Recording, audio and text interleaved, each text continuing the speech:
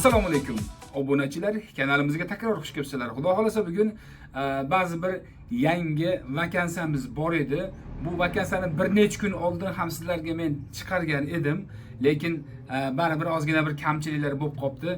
Eng zo'r, bundan ko'ra afzal va bundan go'zal bir imkoniyat boshqa hech qayerda topa olmaysiz degan bir vakansiyamiz bor to'g'risi do'stlar.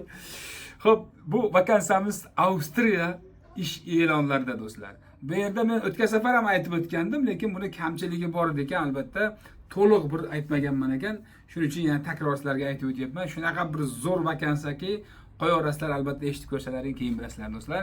Xo'p, azizlar, avvalo kanalimizda yangi bo'lsalaring, kanalimizga do'stlar obuna bo'lib qo'yishlikni ham unutmanglar. Buni ham sizlarga bir eslatib o'tmoqchi edim.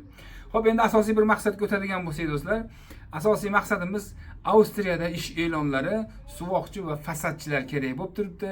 Avstriya qurilish sohasi rasmiy va mavjud suvoqchi, ya'ni qora suvoq va fasad ishlari bo'yicha tajribali ustalar hamda montajchi ishchilar taklif qilinadi deb aytilib o'tyapti.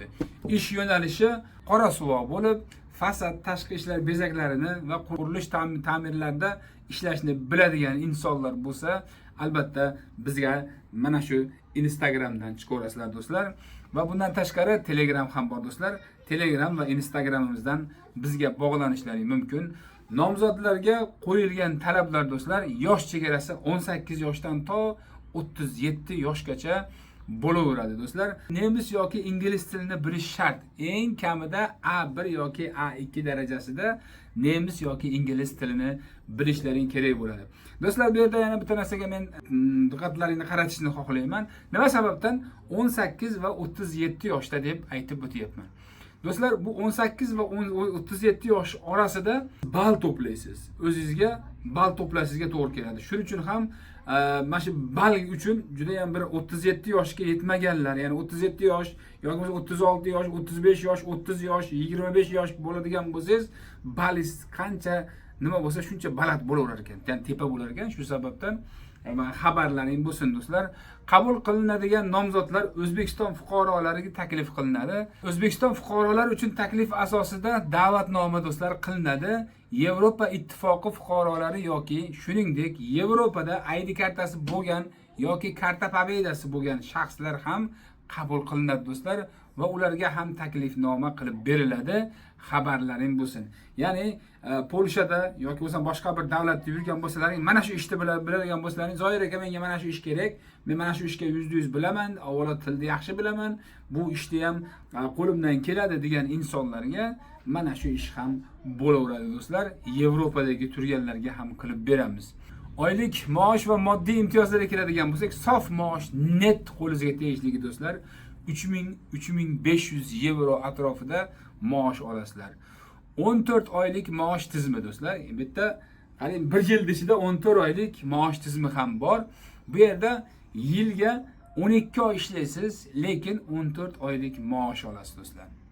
Ya'ni yiliga 2 marta qo'shimcha to'liq maosh, bonus mukofotlar to'lanadi bayram kunlarida do'stlar. Bayram kunlarida sizlarga yangi yilda albatta bir maosh sizlarga beriladi, xabarlaring bo'lsin. Ya'ni 3500 yevro atrofida maoshi bor, shu ham beriladi.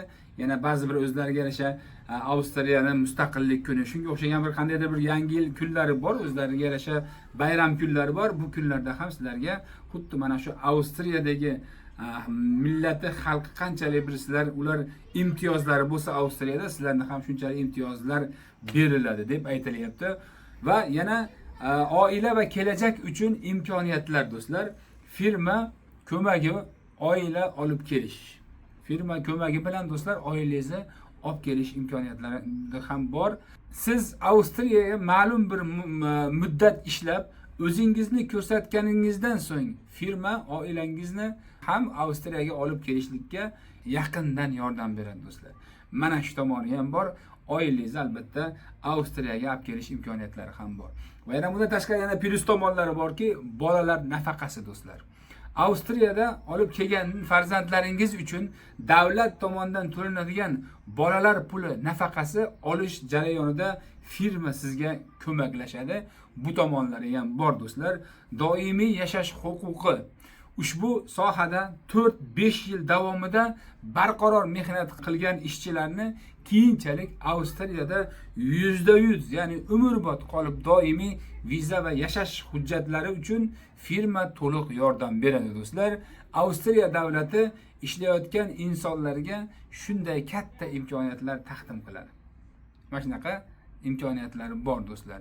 Diniy va maishiy sharoitlarga keladigan bo'lsak, juma kuni, ya'ni musulmon ishchilari uchun juma namoziga borish ruxsat beriladi. Mana shu tomonlari ham asal yerlari. 5 vaqt namozga ham ruxsat, sharoitlar qilib beriladi. Bemalol o'qislaring bo'ladi do'stlar. Mana eng zo'r yerlari. Yashash va ovqatlanishga keladigan bo'lsak, uy joyda firma albatta sizlarga gaplashib beradi do'stlar. Bundan xabarlaring bo'lsin. Uyda ashita qoladigan yerlaring gaplashib beriladi. Lekin oyiga mana shu oyliklaringizdan ushlab qoladi yoki bo'lsa o'zlarining cho'ntaklarini to'lashga to'g'ri keladi. Ya'ni oyliklarni olgandan keyin albatta oyiga to'lab qo'yishlaring kerak bo'ladi. Ya'ni bir 3 kishi bir xonada qoladigan bo'lsalaring yoki 4 kishi bir xonada qoladigan bo'lsalaring, kishi boshiga 400, 450 yoki bo'lsam shu 300, 350 atrofida yevro pul to'lov qilib qo'yishlaring kerak bo'ladi har oyma-oyiga. Bundan tashqari albatta ovqatlaring ham o'zlarining hisoblaridan ba'zi vaqtlari to'g'ri misol firmani o'zi ham ovqatlarni qilib beradi. Xabarlaring bo'lsin. Kerakli hujjatlarga keladigan bo'lsak do'stlar, pasport, sudlanmaganlik, yashash joyidan ma'lumotnoma, nemis tili yo ingliz tilini bilish, ya'ni tasdiqlovchi hujjat A1, A2 darajasida shu siz o'qiganligingiz haqida bironta bir hujjat kerak bo'ladi. Bundan tashqari bironta bir mana shu fasad ishida yoki bo'lmasam shu qora suvoq ishida necha yil ishlagansiz, bironta bir firmada bo'lsa, mana shu firma tomonidan sizga misol necha yil ishlagan bo'lsangiz, mana shuni sertifikati kerak bo'ladi sizlarga do'stlar. Mana shu sertifikati yoki bo'lsa mana shu haqida siz o'qigansiz. Bu ham bo'lsa juda yaxshi. Xullas qancha qog'oz ko'p bo'lsa, qo'lingizda dokumentingiz ko'p bo'ladigan bo'lsa, mana shuncha sizga plyus bo'laveradi do'stlar. Qiziqqanlar bo'lsa menga mana shu Telegramdan, Instagramdan ham bog'lanishlaring mumkin. Telegramga kirsalaring, Telegramda ham hozir mana 15,5 mingdan oshdi, 16 mingga qarab ketyapmiz. Yerda obunachilarimiz bor. Ana shu Telegram gruppamizning sayohat olamida yozib kiradigan bo'lsalaring, shu yerda meni o'zimni Lochinbek, Abdullo aka degan adminlarim bor. Xudo xolasa bular ham qo'ldan kelgancha sizlarga yordam beradi. Men o'zimga ham yozishlaring mumkin. Vaqtim bo'lganda albatta men ham bitta javob beraman do'stlar. Bugungi masalamiz mana shu edi do'stlar. Sizlarga mana yetkazib qo'ydim. Juda ham zo'r, juda ham bir bunaqa vakansiya har yerda chiqavermaydi do'stlar. Bo'lib ham bu firma haqiqatan ham Avstriya davlatini, ya'ni davlatida yashayotgan turklarning firmasi bo'lganligi uchun, o'zlari ham bir musulmon, dindor bo'lganligi uchun mana shunday bir imkoniyatlarni qilib beryapti. Ya'ni musulmonlarga xabarlaring bo'lsin. Kimda kim kelmoqchi bo'lsa, yana takror aytamanki, menga Instagram va TikTokimizdan, Instagram va Telegram gruppamizdan ham bog'lanishlaring mumkin. Hammalaring Alloh panohiga salomat bo'ling. Yurak urar, to'xtamas aslo. Ko'zda olov, qalbda bir dunyo. Taqdir yo'li goh zulmat, goh nur, lekin qalbda so'nmas bir g'urur. Shamol esar qarshi tursa ham